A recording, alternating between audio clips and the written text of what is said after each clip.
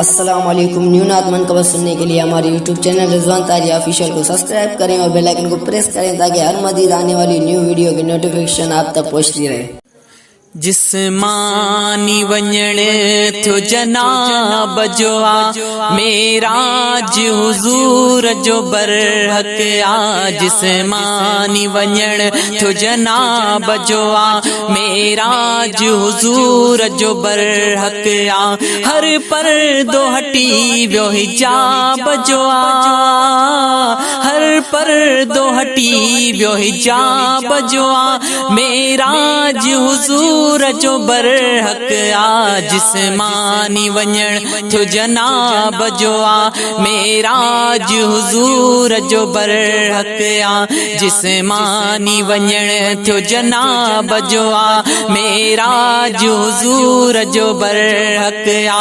हर पर्दो हटी वियो हिजाब जो आ मेराज हुजूर जो बरहक आ।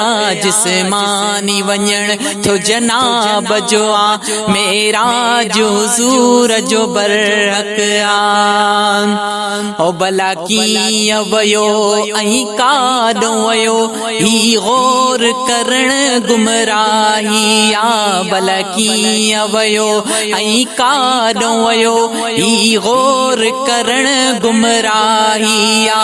उहो रुतबो रिसालत मां बजो आ, उहो रुतबो रिसालत मां बजो आ मेराज हुजूर जो बरहक आ। जिस्मानी वञण थियो जनाब जो आ मेराज हुजूर जो बरहक आ। जिस्मानी वञण थियो जनाब जो आ मेराज हुजूर जो बरहक आ।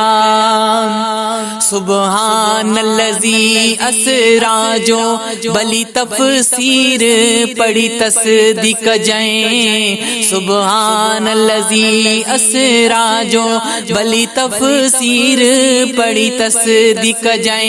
मज़कूर मता चई ख्वाब जो आ, मज़कूर मता चई ख्वाब जो आ मेराज हुजूर जो बरहक आ। जिस्मानी वञण थियो जनाब जो आ मेराज हुजूर जो बरहक आ। हर पर्दो हटी वियो हिजाब जो आ मेराज हुजूर जो बरहक आ। जिस्मानी वञण थियो जनाब जो आ मेराज हुजूर जो बरहक आ। उन कुदरत वारे जी कुदरत सां चंड तारन खां भी पिरी वियो परे। उन कुदरत वारे जी कुदरत सां चंड तारन खां भी परे वियो पिरी। उन कुदरत वारे जी कुदरत सां चंड तारन खां भी परे वियो पिरी। जिते करणो न को आफ़ताब जो आ, जिते करणो न को आफ़ताब जो आ मेराज हुजूर जो बरहक आ। जिस्मानी वञण थियो जनाब जो आ मेराज हुजूर जो बरहक आ। ओ जंहिं रीत सिद्दीक़ सदना कई उन रीत मेराज के मञणो तई। जंहिं रीत सिद्दीक़ सदना कई उन रीत के मेराज के मञणो तई। जंहिं रीत के सिद्दीक़ी सदना कई, जंहिं रीत के सिद्दीक़ सदना कई उन रीत के मञणो तई। साॻियो ई चवण असहाब जो आ मेराज हुजूर जो बरहक आ। जिस्मानी वञण थियो जनाब जो आ मेराज हुजूर जो बरहक आ।